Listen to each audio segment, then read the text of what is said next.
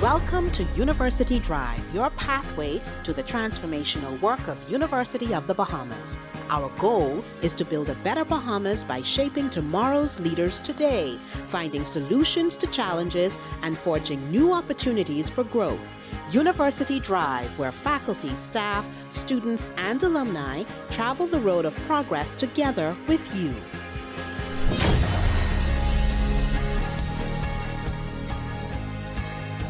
Hello, everyone, and welcome to University Drive. I'm your host, Tamika Lundy. Today, we have as our guest Dean of Business, Hospitality, and Tourism Studies, Mrs. Romelda Moxey, and Assistant Professor of Culinary Arts and Tourism Studies, Donna Williams, both of whom are from University of the Bahamas. We're talking about how the university is diversifying its approach to extending access to education, which of course is a pillar of its mission. And we're talking specifically about how it is engaged in a partnership that involves the Inter-American Development Bank, the Ministry of National Security, the Bahamas Technical and Vocational Institute, to provide another chance for young people to acquire the fundamental competencies that they need in order to make a better life for themselves and their families. And they're doing this through the Revive Academy initiative. Thank you so much for joining us here on University Drive, Dean Moxey and Ms. Williams. Welcome. Thank you very much for having us. Thank you for being here. Firstly, why don't you both tell us how things have been coming along in this full throttle transition into virtual learning at UB? How have things been with faculty and students? From my perspective, faculty have certainly risen to the occasion. I mean, we were thrown into the throes of the pandemic. There was no warning. However, faculty mobilized, began training on the various modality for delivery in the virtual environment. And within a short space of time, faculty were up and running. And I think they ought to be commended for the work that they've done in that regard. I think from my observation, the programs that we developed have been very transformative for many of the participants, because along with the numeracy and literacy courses, they engage in reflective engagements, seminars on goal setting, and counseling sessions that should help to prepare them for the work world. Now, we get a lot of feedback in those sessions, how they have goals, they have dreams, but many of them do not know how to develop the steps towards becoming successful. And I think for me, hearing the students talk about how these supplementary programs have really assisted them to become a more focused individual is something that I feel very gratifying to be a part of the CSJP program. Awesome. So let's just take a step back and explain for our listening audience, what really is Revive Academy and how did it come about? Revive Academy is an arm of the Ministry of National Security. The government was able to secure a loan from the IDB to enable them to train a cadre of young people between the ages of 16 and 29 in the areas of literacy and numeracy. The university felt that it was incumbent upon us to provide a more holistic approach. And so as a result, we added counseling, reflective engagement, and goal development so as to ensure that students heard and were the beneficiary of the experiences of many in the society. Each week, we provide them with a minimum of 2 counseling sessions. Each week, we provide them with a minimum of 2 reflective engagement sessions. and one goal development session. So they have 5 hours per week of those 3 subject areas. Initially, it was quite a challenge to get students into those spaces, but as time went on, they recognized the benefit of being in those spaces, and we have found that they are now coming to us to ensure that they're in the right room and they know where they are going and that these sessions are being held. I think it speaks volumes for the program. Like Donna said, this program has really enabled students to step up their game in terms of their educational objectives. And it certainly helped many to identify their purpose and where they want their life to go. And many have come to the swift realization that I can do this. I may not have done it in high school, but I can do this. This is not rocket science. Math is not rocket science. It requires time, it requires commitment, it requires dedication. But anything that you want to be accomplished at requires those things. And I am so happy that I am a part of this program and I am able to guide students and mentor them and make them to realize that they too can achieve. I think that the program really focuses on youth employment. And many of the individuals are realizing that they do not have the necessary skills in literacy and numeracy to perform proficiently on their jobs. And so this total program is helping them to focus on being a better employee.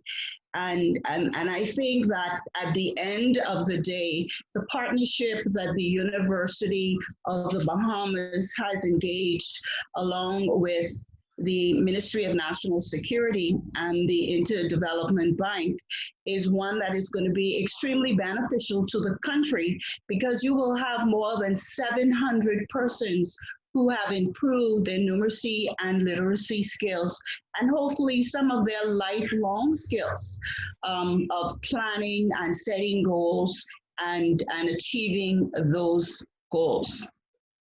It sounds to me like this program is impacting individuals on a real level that will cause them, but not only them, to have better lives, but also improve their prospects for creating an environment where their families can have a better life. I'm really curious about how you came to decide on the fact that you needed to pair the literacy and numeracy classes with things like goal setting and counseling and the reflective engagement. Tell me a little bit more about the reflective engagement sessions and what that's designed to do. I would imagine that it's supposed to help give the students additional support so that they can be successful in the academy, yes? Yes, those sessions were designed for greater success, because many of the individuals who engage in this program are at-risk youth. They really do not have individuals in whom they can dialogue with to learn about how to really set goals, how to enter the workforce in the areas in which they desire. And so we're able to sit down in our counseling sessions and say, okay, you want to be a nurse. How can we assist you in developing your resume? And we can also provide them with ideas on how to develop their resume towards becoming a nurse. Maybe they need to improve certain academic qualities. Maybe they just need better time management, or many at-risk youth really do not even engage in a lot of problem solving. So we have many topics embedded into these programs that really help these at-risk youth to focus on becoming a better individual. And we find that they are truly enjoying it. We have persons from the community who have come in and told them, I've been right here where you've been. And this is what I have been able to achieve, and have given them some of the roadmaps that they have engaged towards their success. And I think a lot of times when persons see persons who have started out like themselves, it helps them to realize that if this person can do it, so can I. And so we have had emails and WhatsApps back to many of our presenters to say, you have inspired me.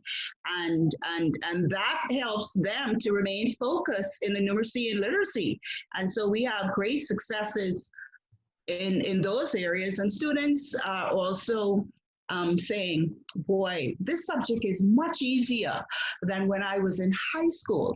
And so we have a cadre of professionals who are really engaging in different learning styles within our classrooms to help these individuals master either the literacy or the numeracy areas under their courses. Sounds good. So to be clear, what do we mean when we say at-risk youth? What do we mean by that? I'm trying to get a picture of what's the background of the average student who has come forward and who's participating in the program. What do we mean when we say at-risk youth? I think in a general sense, we can say that an at-risk youth is somebody who is not likely to transition successfully into adulthood because of the environment in which they found themselves. And so we find that many of them may not have success academically or for job readiness because they have not been exposed to a system that required certain things. And so the program is helping them to learn how to better transition into job readiness. And I think that they are appreciating this dialogue that these supplementary classes within this program provides for them. So in the recruitment efforts that you've coordinated and in the orientation that you provide for students into the program, they would have spoken to you about what motivated them to participate. What are the key motivating factors for why these individuals have entered into the program? Some of the primary motivating factors appear to be, from what I have heard coming from the participants, is that I need and I want a better education. I want to go to the University of the Bahamas. I want to have those skills that are required to increase my employability status. I need a job. And if by my improving my math and English skills, I am going to get it would result in my getting a better job, then I need to be here. So those are the overarching objectives that I have heard come forth from students over the many weeks that we have been speaking with them. Well, I think along with some of the younger participants are desirous of really attending the university. But the program allows individuals from the ages of 16 all the way to 29. And we find that we have many of the older persons around 25 to 29, they may already be, have had a job and they realize that they had some lacking skills.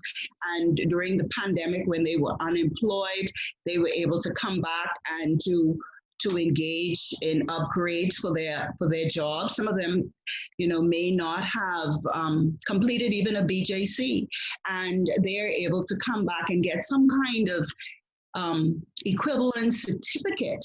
And so some of them they're very delighted that they now have a certificate for their jobs when they had none at all.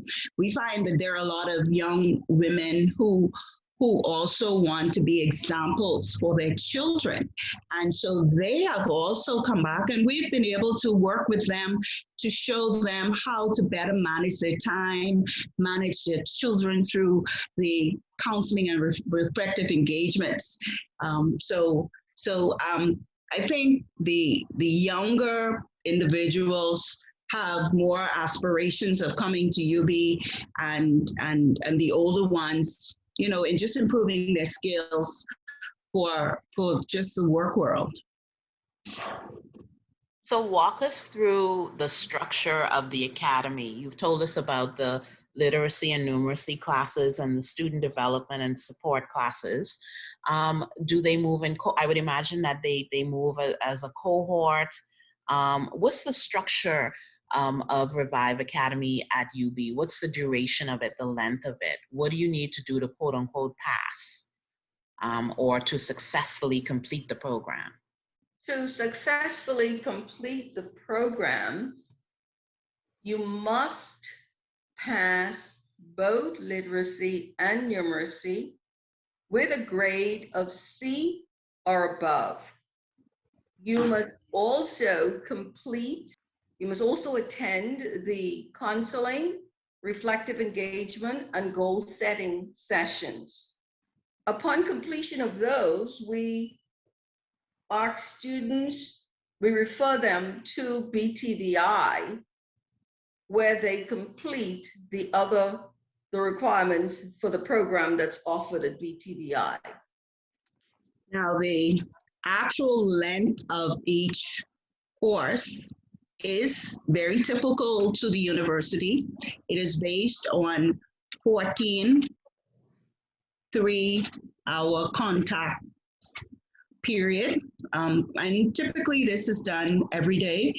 So a university may set up 3 hours a week for 14 weeks. Well, we engage 3 hours a day for 14 days.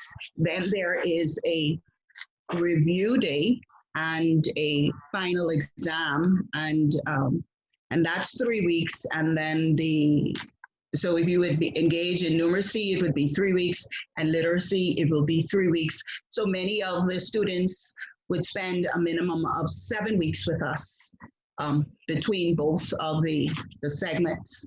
Do you think that learning on the UB campus serves as an extra motivation for them to succeed? Yeah, I think many of them are proud to be on UB's campus. And be able to move around. And I think just being there is definitely a motivation to do better, and we try to encourage them to focus on why they are here. It's all about you. Selecting the right friends to help to move you in the direction that you would like to go to. And so they now are in the company of other like minds. And I think that this is proving to be a great recipe for success as well, that the other persons in their classes are desirous of the same end product. Tell us about what you think about the university's responsibility in developing pipelines like this so that access to university education is not only concentrated on the top tier or the creme de la creme in terms of academic performance, but those persons who need extra assistance and support. Well, the university has also fulfilled its mission with respect to that in the absence of this program. And I say that through its own program of academic enhancement, previously college prep. So I would say the university over the many years has done an excellent job at meeting the needs of persons at this level, giving them the same opportunity to matriculate from level 1 to level 4 and then matriculate into the university. once they obtain the minimum grade criteria, which of course is the same C and above grade. So, what's the level of commitment that you've seen exhibited from students who are in the program or who have completed the initial parts of it? Some students are extremely committed. They come every day, they're there on time, they're engaged, they're actively involved, they want to succeed. Like every academic environment, you have those students who are still not certain what they want to do. They come when they want, they saunter in, and you constantly have to speak to them and try and get them to recognize the importance of what they're doing, to stay focused and to accomplish. And you have those who, after a couple weeks, after a week or so, they just drop off, and you have to try and find them and encourage them to return. Sometimes you're successful, sometimes you're not. How do you bridge that? What do you do? Well, what we have done is we've been making telephone calls to every student, asking them to return. We've sent emails, we've used social media. We've done everything that we can to try and reach them, to get them to return. And I think some students still do not have the confidence that they can do this. But for those who have the confidence, they have remained focused, they've remained steadfast, and fortunately, they're in the majority. We invite those students, those persons who have completed an application form. We invite those who have started the program and discontinued. We invite them to return so that they can accomplish what they have set out to accomplish. I think sometimes when students leave, they are sometimes having some challenges that they are dealing with personally. And when we reach out to them, we're sometimes able to provide some direction to assist them in moving beyond the challenge. We have even engaged in individual counseling sessions for some of them. And so the program really tries to be a holistic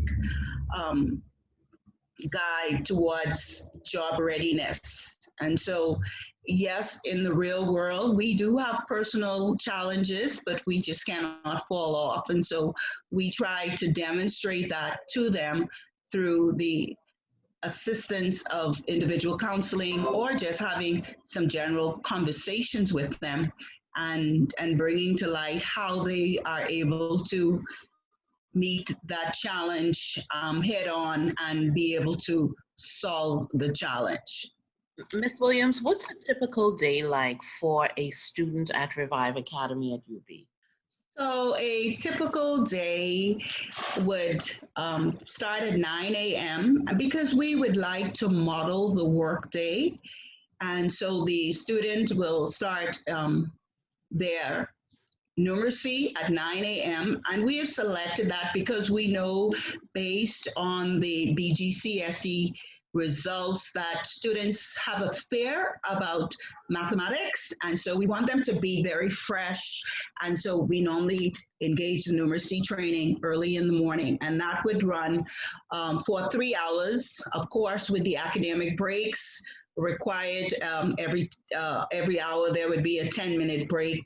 And then they would have their lunch period. And after lunch, they would engage in the reflective engagement, goal setting, or counseling sessions from 1 to 2, and then they would start their literacy at 2 o'clock and end at 5. We have, during the earlier sessions when our numbers were extremely high, engaged in evening sessions, and as we move forward for the next set of intake, we are also considering having both morning and evening sessions. Okay, well, thank you for that. This is a good place for us to take our first break. We're talking about Revive Academy at University of the Bahamas, preparing youth who are at risk to enhance their proficiency for the job market. We have as our guest, Dean of Business, Hospitality, and Tourism Studies, Romelda Moxie, and also the Assistant Professor for Culinary Arts and Tourism Studies at UB, Donna Williams. We'll take this break and be back after this.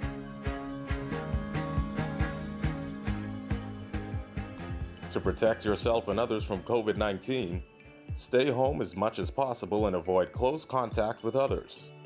Wear a mask that covers your nose and mouth when you leave home. Wash your hands with soap and water for at least 20 seconds or use alcohol-based hand sanitizer. Practice social distancing. If you must leave home, stay at least 6 feet away from other people and disinfect items you must touch. Limit in-person contact as much as possible. To prevent the spread of COVID-19 if you're sick, avoid public transportation, ride-sharing, or taxis. Stay home if you're sick, except to get medical care. Remember to call ahead first. Separate yourself from other people and pets in your home. Everyone is at risk of getting COVID-19. Older adults and people of any age who have serious underlying medical conditions may be at higher risk for more severe illness. This message is brought to you by the Centers for Disease Control and Prevention and University of the Bahamas.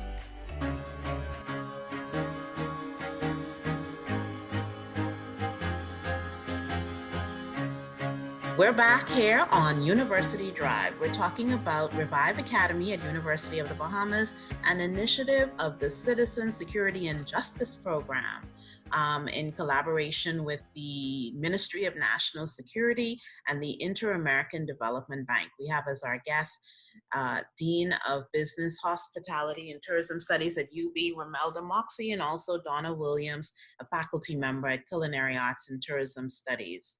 They are working closely with Revive Academy at UB. And tell us again what it focuses on. What is the Academy about? What are the skills that students are learning? The skills which students are learning are literacy skills, numeracy skills, skills of how to deal with each other, how to deal with persons in the workplace, with your customers, with your colleagues, with self. We have, during the 3 weeks of classes, 7 weeks for both, we offer a cadre of courses in counseling, in reflective engagement, in goal development, where we bring in speakers to speak to students on topical issues, where students get an opportunity to hear directly from individuals as to how they set their goals, as to how they arrived where they are today. It is important we feel that these students realize that nothing is received or obtained by sudden flight. You have got to work hard. You've got to be committed. You've got to be dedicated. You set your goals and you go after them and you would achieve them. Through the counseling and reflective engagement processes, they have an opportunity to hear from persons with respect to how to deal with issues, how to resolve issues. They come to we want them to realize that nothing is achieved through brute force. You can engage in dialogue, you can engage in active discourse, you can engage in discussion, and you can resolve your issues amicably. And so a lot of that goes on in this program. Additionally, we bring persons from different sectors of our society, some of whom would have walked the road that many of them would have walked, and they have accomplished. And we want them to recognize that just how these persons have accomplished, that they too can accomplish. And so our reflective engagement sessions do exactly that. The speakers reflect, gives them an opportunity to reflect on their upbringing, to reflect on where they came from to where they are. Many of our students, we find, have gone through the same process, have had the same kinds of experiences.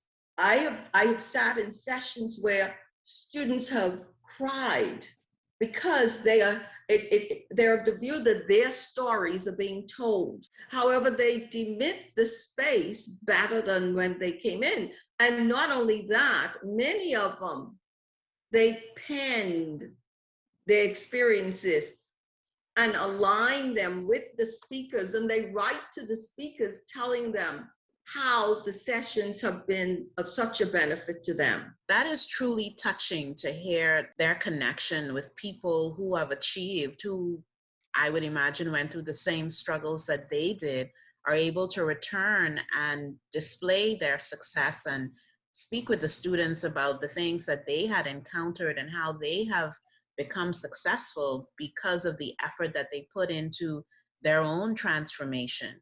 That's right. That can truly be life altering. Yes. Is it too early for success stories? Are there any from a faculty, student, or even program perspective? Is it too early for that? I would not say it's too early. No, I would definitely not say it's too early. And I say that because there are many students who came to the program believing that I cannot do math. I don't mind the English class, but I can't do math. I was a total failure in high school. And then to hear them at the end saying, I can do this. This is not rocket science. I can do this. And have successfully completed the class. To see a student get an A or a B, and even for some students a C, and to, when you give them their grades and they jump, and the level of excitement and enthusiasm and the spirit of accomplishment that surrounds them, it's heartwarming. You at the end of the day, I feel that I have all the hard work that has gone into making this program the success that it is was worth it. And many of the students now have, even though, in as much as we have been telling them from January, we have said to them from the beginning, from the inception of the program, if you complete up to level 4 in both literacy and numeracy, you would meet the criteria for the BGCSE, because those two courses are at the BGCSE level. And so once you obtain a grade C or above, you meet the criteria to matriculate into the university for those two courses. And it's only in the last little while that has begun to sink in, because now you see students who are saying, can I take level 4? I need to get in level 4. And that level of enthusiasm and excitement, wanting to complete, wanting a tertiary education, I'm so happy. I'm really, really pleased with the results of the program thus far and how it has transformed the lives of so many young people in such a short space of time. I really wish this program was ongoing, maybe into the high schools. We're physically having them there, but it is definitely an excellent program, and it is one that I feel that the Ministry of National Security, Revive Academy, and the University of the Bahamas ought to be commended for. So tell us a bit more about the four levels and what differentiates each and how you can actually, because what you're talking about if you complete all the levels is getting an opportunity for direct entry if you qualify, if you meet the requirements into an undergraduate program at UB. Yes, so long as they have the additional 3 BGCSEs, because you know the requirement for UB is 5 BGCSEs. And but we are only providing math and English. So the other, if they only obtained 3 BGCSEs in high school, exclusive of math and English, and they came with us and did the math and English, they now meet the requirement. If they did the math and English with us and they got no BGCSEs, then they can go through the university's academic enhancement program upon completion of the Revive Academy program. And within a semester or two, they would have met the criteria to matriculate into the university. That's excellent. And tell us again, what's the cost for this program? The cost for this program is $0. It is free. It is free. Say that again. It is free. The cost of this program is nothing. It is free. If you take this program, it is free. If you have to go through academic enhancement, you will then have to pay for this program. If you do not pass your BGCSEs, for those students who are out there who are not certain that they have passed their BGCSEs in math and English, or alternatively, if they want to make sure that they meet the criteria to matriculate into the university, that whether they pass it or not, it's not an issue because they would have already done this program and hence meet the criteria. Then we say to them, come down to CATS Room 5, complete the application form, and embrace the opportunity for this free program. I'd like to talk a little bit back about the success story. And just 2 days ago, one of the faculty members lecturing at the level 2 came to me and he said, I think we have a gifted young man in my class, and I know that he is ready for UB, and I suggest that we move him to a higher level. And I, in speaking with the young man, he said that he was just getting his life back on track, and he had dropped out of high school, and this was recommended to him by his grandmother.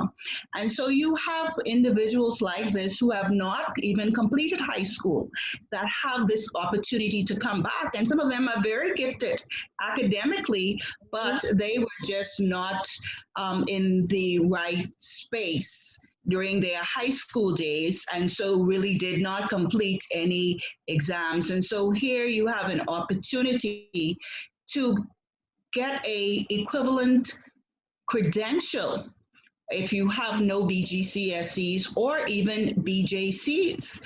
And so individuals who are looking for some kind of certificate, no cost, can sign up with the CSJP program at the university. It just sounds like support makes all the difference, right? That moral support that individuals have in their life can make all the difference between going along as things are and really getting a second chance to make a decent life and earn a decent way in life, right? You're so right.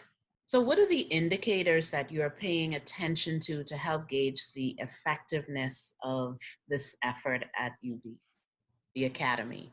I would say some of the indicators that we have identified to examine the effectiveness of this program are the retention, level of retention,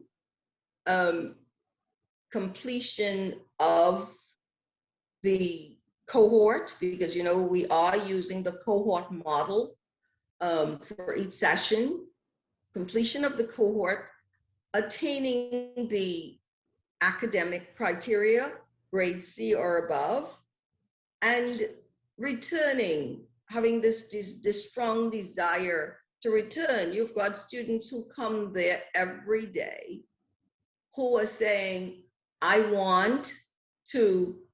done level 2, I now need to get level 3. When is level 3 being offered? Or I've done level 4. What are my next steps? So the appetite is increasing, right? Oh, yes, definitely. The appetite has definitely increased. The desire for academic achievement has definitely increased. The desire for having more knowledge, for strengthening their skills, especially in numeracy, because many come in with a fear of math, and many have left saying, I understand this better. Have the restrictions imposed because of COVID-19, have they presented any particular challenges, or are students and faculty basically a little bit more comfortable now having to deal with the pandemic and everything that's come about as a result for more than a year? Are you finding that there are any challenges because of health restrictions? Well, we have been adhering to the protocols. We've adhered to we have the long tables. There are only 2 persons to the tables. We've tried to space them a minimum of 3 to 6 feet apart. And so we've really made a concerted effort to engage the protocols. And we have, at the end of every class, we have someone go in and cleanse the rooms. And we have the rooms done in the evenings as well. And if they're not done in the evenings, they're done early in the mornings prior to the students coming in. Thus far, thank you, Lord, we have had no incidences of COVID-19 on our campus. Also, as a component of our orientation, we also provide policies that the students must engage while on campus, such as wearing of masks, not gathering in large numbers, ensuring that they are always at arm's length away from anybody in the class. And so with these policies, increased hand washing, temperature checks, using hand sanitizers, all of these are emphasized during the orientation to assist in preventing any kind of outbreak on campus. Coupled with the fact that we do monitor the classes, and when students come up for air, sometimes they pull down the mask, we would remind them to please put on their mask properly. We've done a pretty good job of walking the halls, checking the classrooms, and if we see a violation, we deal with it right away. Are you able to share any numbers with us? How many students you've been able to intake? How many have completed different levels, or are you still gathering those figures? We do have the data because we have to report at the end of each cohort, but I do not have the data with me. But I believe that to date, we started in January, and we have trained in excess of 500 plus students. Of course, the goal is 700. So we're looking for another 250 students because of attrition. But because of attrition, we find that the intakes have to be much higher because it is natural in the environment of training at-risk youth that there is a high level of attrition. And so that is why we would, in September, hopefully begin to train 250 additional individuals in the program. Now, persons applying for this program can go to the Culinary Arts Building in room 5. The office is open from 11 a.m. until 3 p.m. every day, and students are required to bring a passport and NIV card, and also complete a placement exam. And so we normally would set up a time when they would return for the placement. That is the Culinary Arts and Tourism Studies building at the UB Oaksfield campus. Yes. Yes. What are the deadlines that you want to share, and when is the next intake schedule for? Again, repeat that. And what are the requirements? So the basic requirement is just a Bahamian passport and an NIB card, between and any individual between the ages of 16 and 29 who is unemployed is welcome to apply.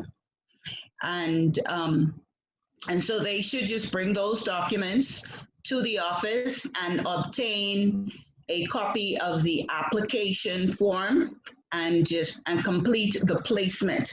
The placement allows us to place them at the levels where they will be comfortable to matriculate towards university, towards their status level 4, which is the highest level. So we have level 1, level 2, level 3, and level 4 in both numeracy and in those particular courses.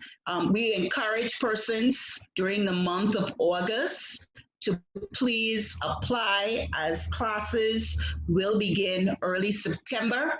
Our first class should commence the 8th of September. And so we encourage individuals to please bring their documents and take the placement during the month of July and August. Okay, so once again, do you want to, because we're wrapping up our show, this has been a very enlightening discussion, and I'm really happy to be sharing this information concerning this program with our listening audience.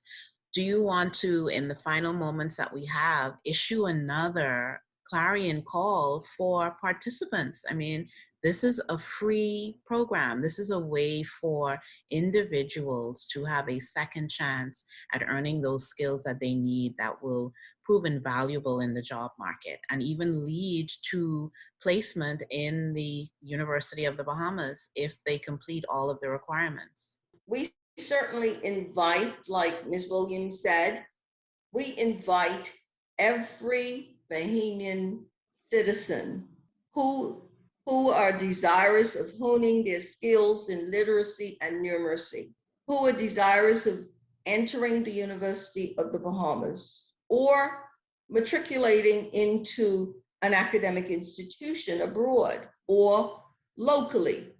We invite them to come in to the office, which is located in the Culinary Arts and Tourism Center building on University Drive, Room 5, complete the application form. There is a placement assessment. It is not an examination. It would simply enable us to determine the level at which we ought to bring you in. It is not an examination, so have no fear. Take the assessment, and you can do that from now. You can start immediately because the office is open from 11 a.m. to 3 p.m. daily. They will, once you've completed the application form, bring it along with your national insurance card and the first 2 pages of your passport. You will then be in a position to take the assessment, and you can begin with us on the 8th of September. The next cohort will begin the 8th of September. Now, Ms. Williams has some numbers, some telephone numbers, which she's going to provide you with. If you require additional information, you can call either of the numbers that she would provide you with. Okay, so the numbers at the CSJP office at the University of the Bahamas is 357-5647. That's 357-5647. Or you can contact us via 801-8170. And this is also a WhatsApp number, both of them. So you can WhatsApp us and somebody will contact you via those numbers. Okay, well, Can you repeat the second number again, please, Ms. Williams? Second number is 801-8170. all right, so there's all of the information to connect with this program and to register and to find out more information. Dean Moxie, Ms. Williams, thank you so much for joining us here on University Drive. You have an open invitation to connect with us again. We'd like to have you back on so that we can continue to track and follow the progress of the Revive Academy at UB. Thank you for having Thank us. you for having us. You're quite welcome. This has been University Drive. I'm your host, Tamika Lundy. Join us again next week, same time, same station for University Drive. Don't forget to stay connected with university news and information by visiting www.ub.edu.bs. That's it for this episode. Join us again next week. Take care.